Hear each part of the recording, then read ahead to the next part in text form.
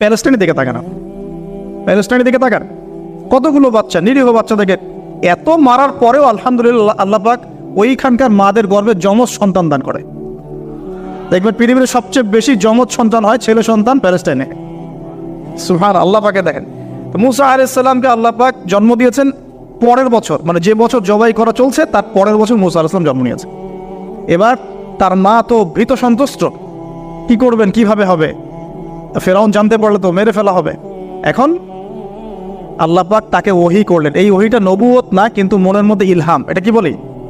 ইলহাম, যে তুমি তোমার সন্তানকে ভাসিয়ে দাও। কোথায় ভাসাবে?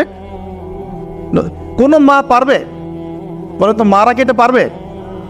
ও মুসা আলাইহিস সালামের মায়ের কলবটা কেঁদে উঠলো। আল্লাহ পাক বলছেন, আমি যদি তার কলবকে দৃঢ় না রাখতাম সেই কাজ করতে পারতো না। সুবহানাল্লাহ। তার অন্তরকে দৃঢ় কে রাখে?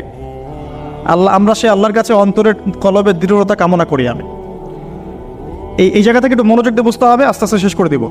এবার আল্লাহ রাব্বুল আলামিনের শান এবং তার পরিকল্পনা দেখুন।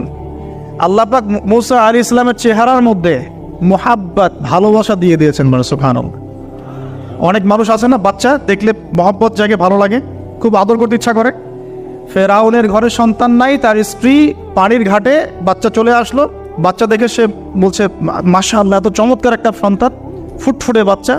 ফেরাউনের কাছে নিয়ে গিয়ে বলছে, একে রেখে দেই, লা তাকতুলু, তাকে হত্যা করো না, আসা ইয়ানফাআনা আও নাত্তাখিযাহু ওয়ালাদা, তাকে আমরা রেখে দিই, হয়তো সে উপকারে আসবে, অথবা কোনো আমরা তাকে সন্তান হিসেবে গ্রহণ করতে পারি। তো ফেরাউন কিন্তু খুব সতর্ক ছিল। তারপরেও আল্লাহ পাক তারই ঘরে মুসা আলাইহিস সালামকে বড় করলেন। সুবহানাল্লাহ। আর মুসা আলাইহিস সালাম ফেরাউনের স্ত্রী দুধও পান করছে না।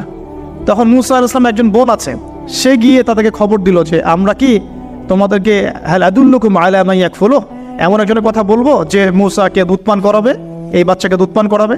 আল্লাহ পাকের কি কৌশল! আল্লাহ পাক ওই মায়ের কোলেই আবার মুসা আলাইহিস সালামকে ফিরিয়ে দিলেন। এদিকে মায়ের দুধ খাচ্ছে, ফেরাউনের ঘরে বড় হচ্ছে, আবার ফেরাউন একটা বড় অঙ্কের হাদিয়া তার মাকে দিচ্ছে দুধ পান করানোর জন্য। সুবহানাল্লাহ। আল্লাহ পাকের পরিকল্পনা দেখেন। আমি আসলে বুঝাতে পারছি না ভাই, আমার ল্যাঙ্গুয়েজের প্রবলেমের কারণে মাফ করবেন। অনেক তথ্য মাথায় থাকলে কথা বলাও টাফ হয়ে যায়। তো সুবহানাল্লাহ, আল্লাহ পাকের পরিকল্পনা দেখুন। যে নবী মুহাম্মদ সাল্লাল্লাহু আলাইহি ওয়াসাল্লামকে মক্কা থেকে তাড়িয়ে দিচ্ছে মানুষ, আল্লাহ রাব্বুল আলামিন সেই মক্কা নবীর পায়ের সামনে এনে দিলেন। সুবহানাল্লাহ। মাত্র 8 বছরের ব্যবধানে। যে বদর যুদ্ধে মুসলিমদেরকে একদম নিঃশেষ করে দেওয়ার প্ল্যান করা হয়েছে, ওই বদরেই আল্লাহ রাব্বুল আলামিন আবু জাহেলের মৃত্যু লিখে রাখলেন।